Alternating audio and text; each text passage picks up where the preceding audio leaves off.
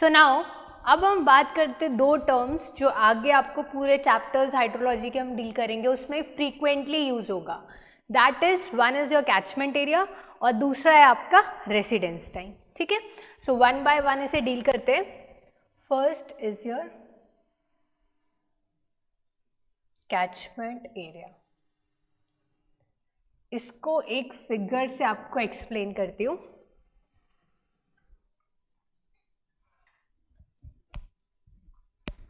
ये कोई एक रिवर स्ट्रीम है, थोड़ा ज़्यादा डेप्थ कर देती हूँ इसकी.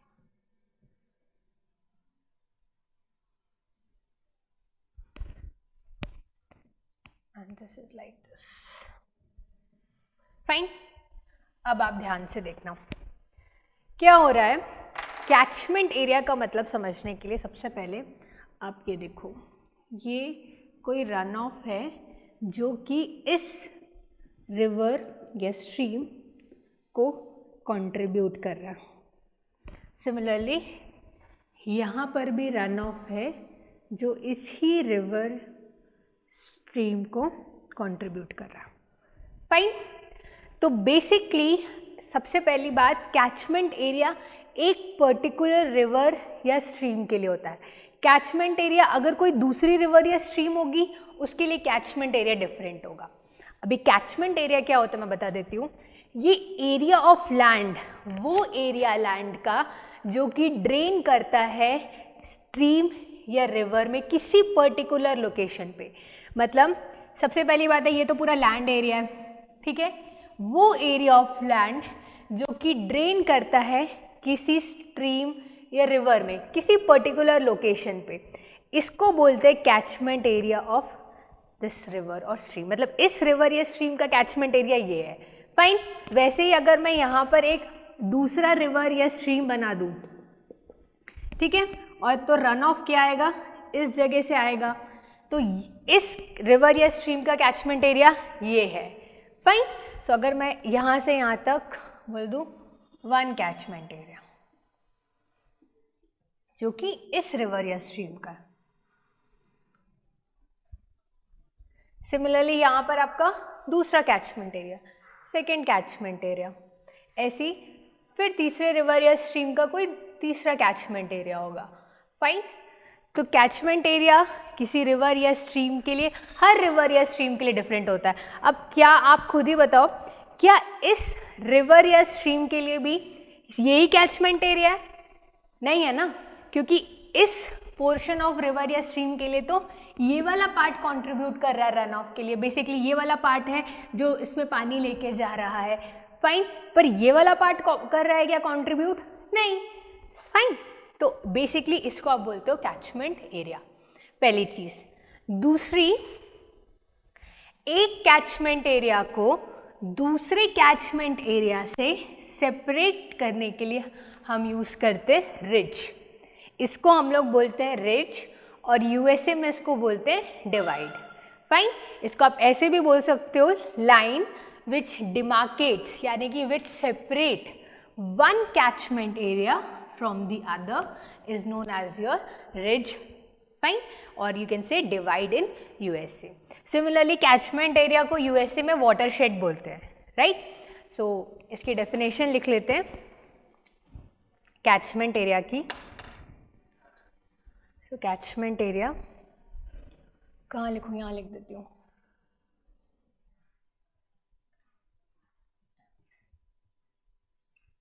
catchment area of land draining into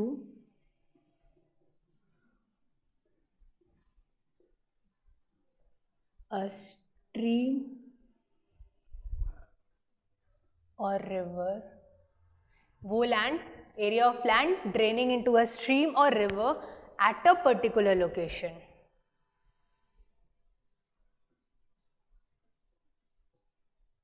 At a particular location is known as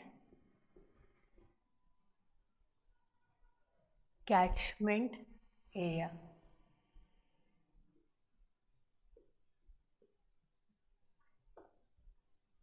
Fine. In USA में आप catchment, in USA it is known as watershed, watershed. Fine. वैसे ही एरिया या बेसिकली बोल सकते हो a catchment area is separated, a catchment area is separated. एक catchment area दूसरे से सेपरेट होता है किससे? बाय रिज, या फिर आप इसको बोल सकते हो divide. A catchment area is separated from its nearby area areas by a ridge,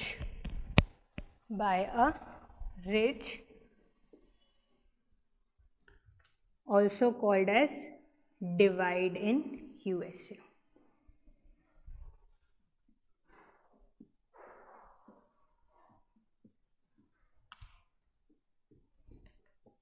fine. तो आपको अब कैचमेंट एरिया का मतलब समझ में आ गया होगा, क्योंकि आगे अब जहाँ पर भी बात आएगी रन ऑफ स्ट्रीम्स की, तो कौन सा कंट्रीब्यूट कर रहा है पर्टिकुलर स्ट्रीम में, तो वो क्या होगा, कौन सा एरिया बेसिकली कंट्रीब्यूट कर रहा है रन ऑफ के ज़रिए रिवर या स्ट्रीम्स में, वो उस रिवर या स्ट्रीम का कैचमेंट एरिया हो जाएगा. तो हम अब फ्रीक्वेंटली कैचमेंट एरिया यूज़ करेंगे. फाइन. इसके बाद एक सेकेंड टर्म भी जो आपको इम्पॉर्टेंट है वो है residence time.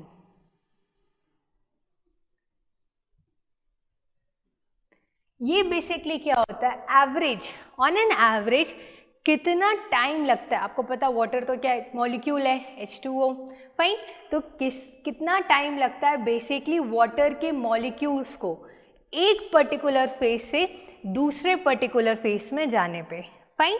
So average time taken by a water molecule to pass from one particular phase of the hydrologic cycle को आप बोल सकते हो residence time. Fine. So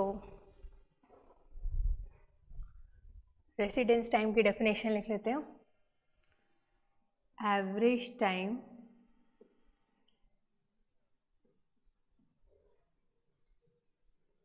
taken by the water molecule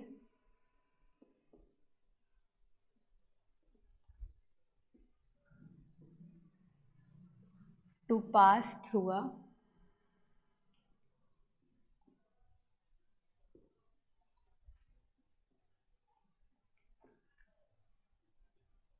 particular phase of hydrologic cycle.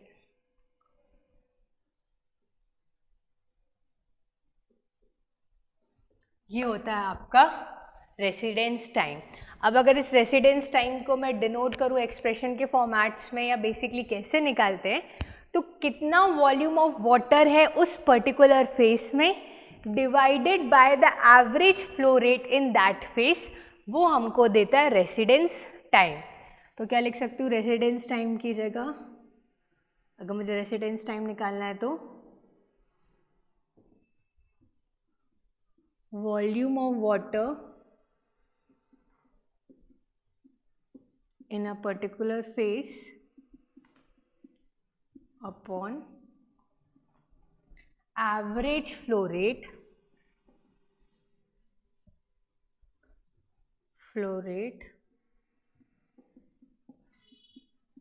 in that phase.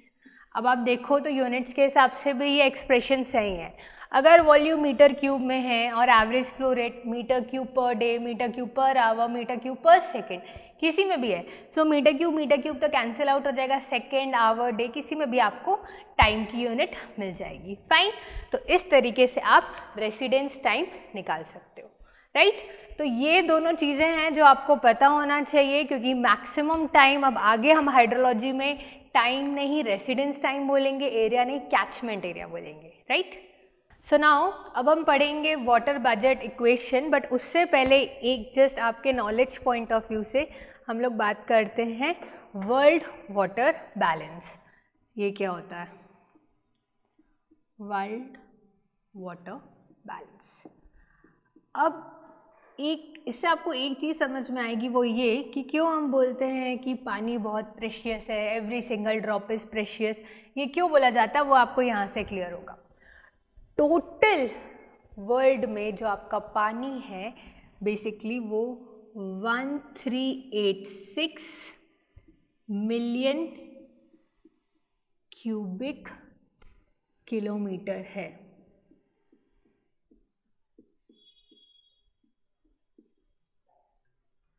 Fine. अब इस पूरे पानी में मिलियन क्यूबिक किलोमीटर्स है। फाइन। अब इस पूरे पानी में 96.5%, इस पूरे पानी, अगर ये पूरा पानी 100% है तो इसका 96.5% पानी क्या है, ओशंस में है। तो जो कि क्या है, सैलाइन वाटर है, जिसको आप बोलते हो खारा पानी है। तो क्या आप उस वाटर को कंज्यूम कर सकते हो? Obviously not. क्यों? क्योंकि हमें उससे पहले प्रॉपर ट्रीटमेंट देना पड़ेगा, सैलाइन क्वांटिटी को रिमूव करना पड़ेगा। पर आपको पता होना चाहिए कि ये डीसैलिनेशन की प्रोसेस को अगर हम करते हैं तो इकोनॉमी बहुत ज़्यादा इफेक्ट होगी। ऑल्दो पानी तो है, नो डाउट, वाटर तो है, क्या हुआ, खारा पानी है, पर उस खारा पानी को ट्रीट करने में हमारा बहुत पैसा चला जाएगा। Similarly in country like India, जहाँ हमारी पॉपुलेशन ऑलमोस्ट अभी 130 करोड़ के तरफ है, तो यहाँ पर तो आप मैक्सिमम अमाउंट ऑफ पैसा जो है उसको आप वाटर को ट्रीट करने में तो नहीं लगा सकते, राइट। सो 96.5% वाटर ओशंस में, सैलाइन वाटर के जैसे। सिमिलरली 1% वाटर ओशंस में जो कि सैलाइन है, और 1% वाटर है लैंड में, वो भी आप पी नहीं सकते हो। सो टोटल आपके पास 97.5% वाटर है जो कि आप पी नहीं सकते हो, दैट इज सैलाइन। तो बचा कितना, 2.5% किसका, 1386 मिलियन क्यूबिक किलोमीटर का। इसको आप ऐसे भी लिख सकते हो, मिलियन क्यूबिक किलोमीटर, राइट। सो अब क्या होगा, इसका अगर मैं 2.5% निकालूं तो अप्रॉक्सीमेटली, थोड़ा उसको हायर साइड में अगर अप्रॉक्सीमेट कर देते तो ये आता है 35 मिलियन क्यूबिक किलोमीटर। फाइन। इसमें भी, इस 35 मिलियन क्यूबिक किलोमीटर को भी आप पूरा नहीं पी सकते हो, आप ध्यान दो। इसमें भी 24.4 मिलियन क्यूबिक किलोमीटर का पानी अवेलेबल है, पर ये फ्रोजन स्टेट में है, मतलब आइस के फॉर्म में है। और जो बचा हुआ है आपका 10.6 मिलियन क्यूबिक किलोमीटर है, ये फ्रेशली अवेलेबल है लिक्विड फॉर्म में। तो मैं यहाँ लिख सकती हूँ, is in frozen state as ice, fresh and is in liquid form। तो अगर आप ध्यान दो अब कि टोटल पानी आपके पास कितना है, 1386 मिलियन क्यूबिक किलोमीटर, पर पानी फ्रेशली अवेलेबल लिक्विड फॉर्म में कितना है, ओनली, मात्र 10.6 मिलियन क्यूबिक किलोमीटर। तो आप देख सकते हो कहाँ 1386 और कहाँ 10.6। इस ही डेटा की वजह से बोला जाता है कि वाटर बहुत कम है। अलग अलग मेजर्स आपने सुने ही होंगे कि जब आप ब्रश करते हो तो वॉश बेसिन के टैप को ऑन मत रखा करो, ठीक है ना, उसे चालू मत रखा करो, उसे बंद कर दिया करो। ऐसी बहुत सी चीज़ें हैं, बिकॉज हमारे लिए आज वाटर अवेलेबल है, बट हमारी फ्यूचर जनरेशन के लिए वाटर अवेलेबल रहेगा कि नहीं, ये भी आपको ध्यान में रखना है। This is the sustainable development. अपनी केयर करो पर फ्यूचर जनरेशन को भी ध्यान में रखो। फाइन। ऐसा दिन ना आ जाए कि आप चाय, आज तो चाय दे रहे हैं हम लोग, बट एक टाइम ऐसा आ जाएगा कि कोई घर पे आएगा तो कप में पानी देंगे, उतना, इतनी वाटर की स्कैंटी हो सकती है। फाइन। तो इसको आप ध्यान में रखो। अब इसके बाद हम लोग पढ़ते हैं water budget equation. So now we'll deal with water budget equation. ये वाटर का बजट है, पर अगर आपके घर के बजट की बात हो कि अगर आपके घर का बजट बनाना है तो कैसे बनाते हो आप लोग घर का बजट? आपकी मॉम डैड, कम ऑन, ये तो नॉर्मल बजट की बात हो रही है। घर में अगर हम सेविंग्स करते हैं कि अगर हमारी हर महीने की सेविंग्स 5,000 है, 10,000 है, 50,000 है, 1,00,000 है, कितनी भी हो, तो वो हम निकालते कैसे? सेविंग्स कैसे होती है? सेविंग्स होती है इनकम, जितनी आपकी अर्निंग हुई और कितना आपने एक्सपेंडिचर मतलब खर्चा किया। इनकम जितनी अर्निंग में से जितना खर्चा किया उसको आप माइनस कर दोगे तो आपको पता चल जाएगा कि आपकी कितनी सेविंग्स है। फाइन। वैसे ही अगर यहाँ पर इनफ्लो है और आउटफ्लो है, फाइन, और जैसे यहाँ पे कोई ऐसे सीपेज लॉस है, इन सब चीज़ों को भी आप ध्यान में रख सकते हो। फाइन। तो कितना इनफ्लो हो रहा है, कितना आउटफ्लो हो रहा है। फाइन। सीपेज भी आपका एक आउटफ्लो ही है, वाटर सीप करके चला गया, ठीक है, जो कि प्रेजेंट था, लिक्विड जो सॉइल में प्रेजेंट था, ठीक है, it seeps down and it is lost. Fine. So inflow minus outflow will give you the net storage. अगर इनफ्लो ज़्यादा है आउटफ्लो के कंपैरिजन में, स्टोरेज आपका क्या होगा? बढ़ेगा। और अगर इनफ्लो से कम है आउटफ्लो के कंपैरिजन में तो स्टोरेज डाउन होगा। Delta S is your change in storage. तो अगर मैं किसी कैचमेंट एरिया की बात करूं in a time delta T, for a catchment area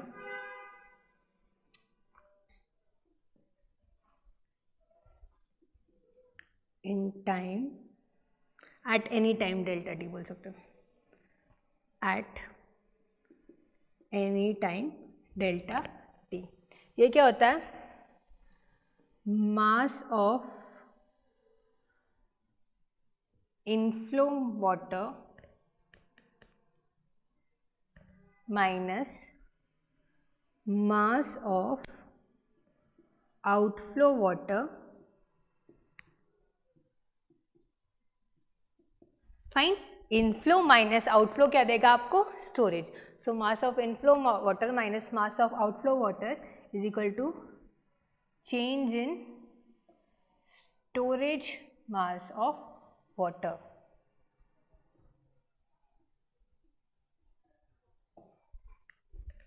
ये तो एक इक्वेशन हो गया आपका, right.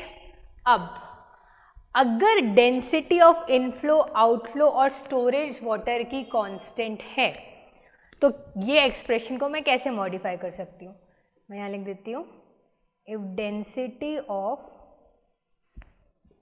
Inflow outflow and storage water is constant, then ये जो अबव एक्सप्रेशन है ये मॉडिफाई हो जाएगा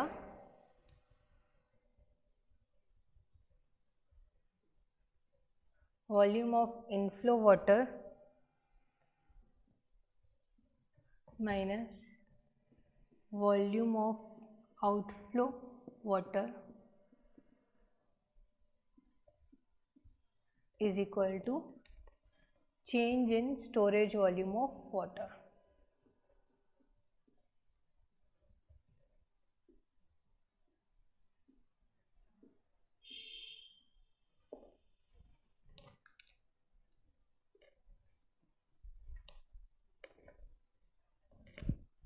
फाइन। तो ये भी एक तरीके से आप लिख सकते हो वाटर बजट इक्वेशन, ये भी दूसरा तरीका है जिससे आप वाटर बजट इक्वेशन लिख सकते हो, राइट। इसको आप एक अदर फॉर्म में भी लिख सकते हो। बेसिकली जो हम लोग नॉर्मली यूज़ करते हैं वो है बेसिकली ऐसे तो आप बोलते हो inflow minus outflow is equal to change in storage. अब अगर आप नॉर्मल बात करो तो इनफ्लो में क्या आता है आपका? प्रेसिपिटेशन, रेनफॉल जो ऑकर कर रही है। आउटफ्लो में सब लॉसेस आते हैं। कि जैसे कि अगर जो रन ऑफ हो रहा है, run of surface run of जो पानी बह रहा है वो क्या आउटफ्लो है, फाइन। तो इनफ्लो क्या था, प्रेसिपिटेशन जो ऑकर आ रहा था, राइट, ये जैसे कि ये प्रेसिपिटेशन है, ये इनफ्लो है। अब अगर सरफेस रन ऑफ तो बाहर जा रहा है, सो वो क्या है आपका आउटफ्लो है। So this is your surface run of, जिसको शॉर्ट में आर लिख देती हूँ, फाइन।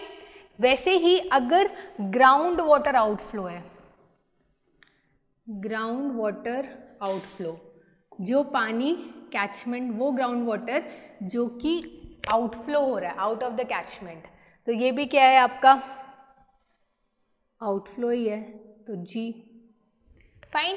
वैसे ही इवेपोरेशन, इवेपोरेशन क्या है ऑपोजिट डायरेक्शन में, ये इवेपोरेशन, राइट, ये भी क्या है आउटफ्लो है, इवेपोरेशन। वैसे ही जो आपका प्लांट से होता है, ट्री से होता है, ट्रांसपिरेशन, ये सब क्या है आपके लॉसेस है, जो कि आपको नेट स्टोरेज पता चलता है। अगर आप प्रेसिपिटेशन, इसको लिख ही देती हूँ मैं एक बार, अभी मैं लास्ट टाइम इसको लिख रही हूँ, उसके बाद हर जगह पर हम लोग शॉर्ट फॉर्म ही यूज़ करेंगे, डोंट एक्सपेक्ट कि मैं पूरा लिखूँगी, ये अब आप एक्वेंटेड हो जाना चाहिए आपको इन सब चीज़ों से, ठीक है। This is your surface run of, ground water which is flowing out of the catchment, out of the catchment, ठीक है। वैसे ही अगर सीपेज लॉस होगा ना तो वो भी आउटफ्लो में माइनस ही होगा, वो इनफ्लो का पार्ट नहीं है। E is your evaporation and T is your transpiration, right. और वहीं आप अगर स्टोरेज की बात करो तो स्टोरेज क्या होता है, storage consist of 3 different components, storage consist of, मैं चाहती हूँ कि ये चीज़ें आपको एटलीस्ट अच्छे से पता हो ताकि आगे के चैप्टर्स आप स्मूथली डील कर सको। डिफरेंट कंपोनेंट्स कौन कौन से हैं, क्योंकि न्यूमेरिकल्स में कभी कभी आपको शॉर्ट में दे दिया रहता है, तो आपको पता होना चाहिए एटलीस्ट इसका मतलब। S S, S S M, S G, क्या होता है ये, S S is your surface water storage,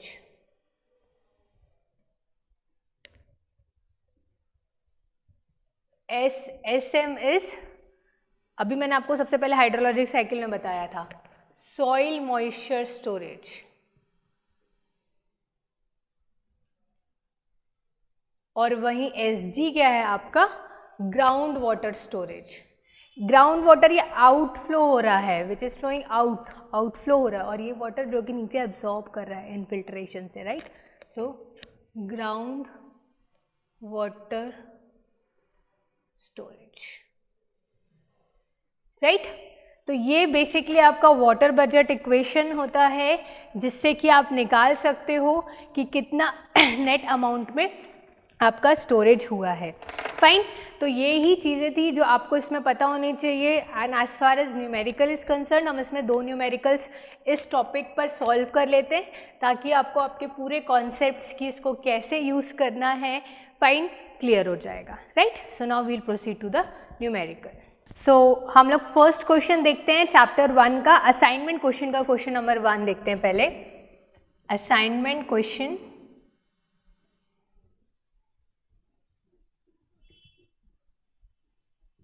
question number 1, right. Question क्या है, let us read. A lake had a water surface elevation of 103.2 metre above datum. मतलब एक lake है, this is your lake, ठीक है, जिसका वाटर सरफेस एलिवेशन कितना दिया गया है आपको 103.2, दैट इज दिस, ये आपको दिया गया water surface elevation from the datum, तो इसको आप डेटा मान लो, फाइन।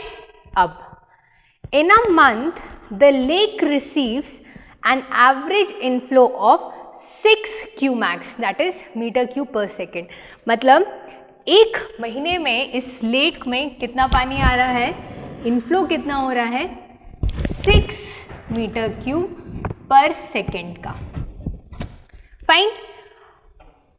आगे, the outflow from the lake was 6.5 Qmax। इसी सेम पीरियड, मतलब एक महीने के पीरियड में जो आउटफ्लो हो रहा है वो हो रहा है 6.5 Qmax, या आप इसको लिख सकते हो मीटर क्यूब पर सेकेंड।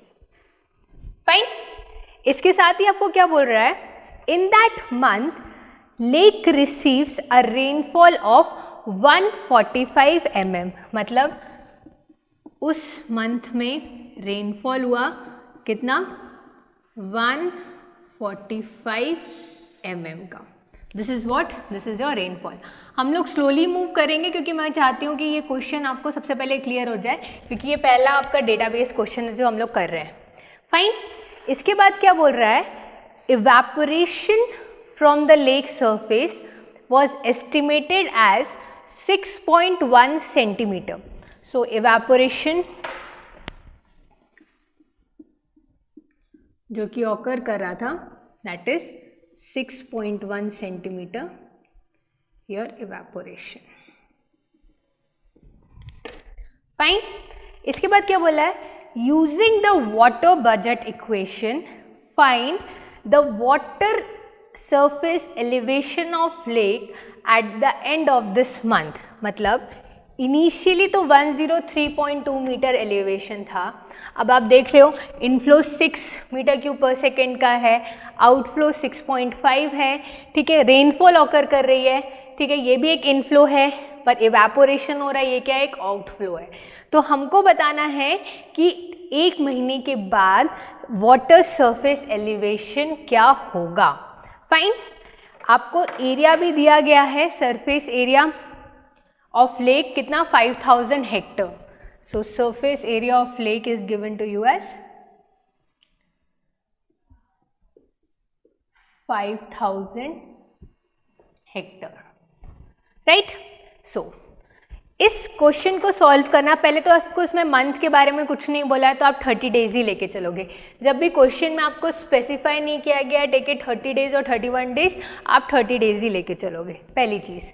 दूसरी चीज़, आपको वाटर बजट इक्वेशन तो पता है, क्या होता है, inflow minus outflow is equal to change in storage. अब अगर मैं इनफ्लो से आउटफ्लो को सब्सट्रैक्ट कर रही हूँ, तो सब्सट्रैक्ट करने के लिए इनफ्लो और आउटफ्लो की यूनिट सेम होनी चाहिए, पर आप यहाँ पे देखोगे इनफ्लो एक है वो मीटर क्यूब पर सेकेंड में है, दूसरा इनफ्लो जो आ रहा है रेनफॉल वो mm में है। तो एक काम करते हैं, जितना भी मीटर क्यूब पर सेकेंड में आपका, सबको कन्वर्ट कर लेते हैं डेप्थ के फॉर्म में, दैट इज इन मीटर्स। जितना भी आपको इनफ्लो आउटफ्लो दिया है सबको मीटर्स के फॉर्म में कन्वर्ट कर लेते हैं। फाइन। तो सबसे पहले इनफ्लो आपका कितना है, 6 मीटर क्यूब पर सेकेंड, जो इनफ्लो है वाटर का 6 मीटर क्यूब पर सेकेंड, और हमको निकालना कितने दिन के लिए है, 30 डेज के लिए। तो इस सेकेंड के लिए ऊपर हम लोग क्या लिख सकते हैं, 30 days, 1 day is equal to 24 hours, 1 hour is equal to 60 minutes and 1 minute is equal to 60 seconds. तो ये सेकेंड यहाँ पे था और ये मीटर क्यूब पर सेकेंड का सेकेंड था, तो ये दोनों सेकेंड कैंसिल आउट हो गए। फाइन। इसके बाद ये तो मीटर क्यूब में आ गया और मुझे किस में चाहिए, मीटर में चाहिए इनफ्लो। तो अब इस मीटर क्यूब से अगर मैं एरिया ऑफ द लेक को डिवाइड कर दूं तो मुझे मीटर में मिल जाएगा, पर मुझे पहले हेक्टर को कन्वर्ट करना पड़ेगा मीटर स्क्वायर में। तो आपको पता होना चाहिए 1 hectare is equal to 10⁻⁴ metre square. तो यहाँ पे 5000 इंटू 10⁻⁴। सो इसको सॉल्व कर लेते हैं जिससे हमको वैल्यू मिल जाएगी। सो 6 into 30 into 24 into 60 into 60 divided bye 5000 into 10⁴। सो यहाँ पर आपके पास क्या आ गया, इनफ्लो आ गया 0.311 मीटर, ये आ गया आपका inflow.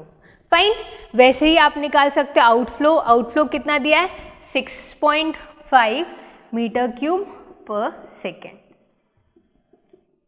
6.5 metre cube per second.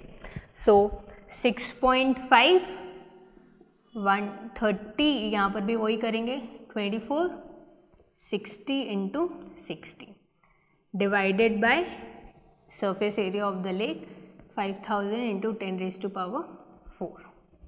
Fine, so इसको सॉल्व कर लेते हैं। 6.5 कर देती हूँ बस, तो यहाँ पर आ जाएगा 0.336, इतना मीटर का क्या है, आउटफ्लो है। फाइन, बाकी आपको जो भी इवेपोरेशन है, रेनफॉल, वो तो आपको मीटर mm के फॉर्म में, उसको सिंपली आप कन्वर्ट कर सकते हो इन मीटर्स। तो यहाँ पे सब्स्टिट्यूट करते हैं। इनफ्लो कितना है आपका, अभी आपने निकाला 0.311, इसके साथ ही जो रेनफॉल थी वो भी आपका इनफ्लो है, इसको भी मीटर में कन्वर्ट करोगे तो कितना हो जाएगा 0.145 माइनस आउटफ्लो कितना है आपका 0.336। सो 0.336 ये आपका आउटफ्लो है, प्लस इसमें और क्या आपका आउटफ्लो जा रहा है, आप देखोगे तो इवेपोरेशन, ये भी क्या है आपका आउटफ्लो है। सो 0.061 भी लिख सकते थे। This is equal to S2 minus S1। सो S1 कितना है आपका 103.2। तो यहाँ से इस एक्सप्रेशन से आप निकाल सकते हो कि वाटर सरफेस एलिवेशन 30 डेज के बाद क्या होगा, क्योंकि डेल्टा एस क्या होता है, change in storage, that is S2 minus S1। उसको सॉल्व कर लेते हैं। 0.311 प्लस 0.145 माइनस 0.336 प्लस 6.1 इंटू 10⁻⁻²। सो यहाँ से सबसे पहले आपको मिलेगा 0.059, जो कि माइनस 103.2 इधर जाएगा, प्लस 103.2, तो आपकी वैल्यू जो आ जाएगी S2 की, that is 103.259 metre. So water surface elevation at the end of the month कितना हो जाएगा आपका 103.259 metre, which is your answer. देखो डेसिमल के पार्ट की जो वैल्यू है वो थोड़ी चेंज हो सकती है, क्योंकि मैंने यहाँ पे 3 डेसिमल प्लेसेस तक लिया है, यहाँ पर भी 3 डेसिमल प्लेसेस तक लिया है। आप क्या कर सकते हो, 3-1 ले सकते हो और यहाँ पे 3-4 कर दोगे, तो जो वैल्यूज़ है वो थोड़ी डिफरेंट हो जाएगी, ठीक है। बट ये तो एक कन्वेंशनल सॉर्ट ऑफ क्वेश्चन है जो मैंने आपको बताया। अदरवाइज अगर ऐसे क्वेश्चन आएंगे तो वो आपको ऑप्शन देंगे या correct up to 2 decimal places ऐसे स्पेसिफाई कर देंगे। फाइन, मेन एम था आपको ये क्वेश्चन क्लियर होना। So for this question 103.259 metre is the answer. एक चीज़ जो आपको इसमें पता होना चाहिए, अगर यहाँ पर कोई सीपेज लॉस आता तो वो भी आउटफ्लो में ही जाता, ठीक है। Surface outflow, ground water outflow, कोई भी आपको ऐसा था तो ये आउटफ्लो में ही जाता, ठीक है। इनफ्लो में तो आपका ground water inflow, surface water inflow या प्रेसिपिटेशन है तो ये सब आपका इनफ्लो में जाएगा हमेशा, राइट। सो आई होप ये पूरा क्लियर हो गया होगा आपको, क्योंकि मैनी स्टूडेंट्स को यहाँ पे डाउट आता है कि वो इस एलिवेशन वर्ड को समझ नहीं पाते।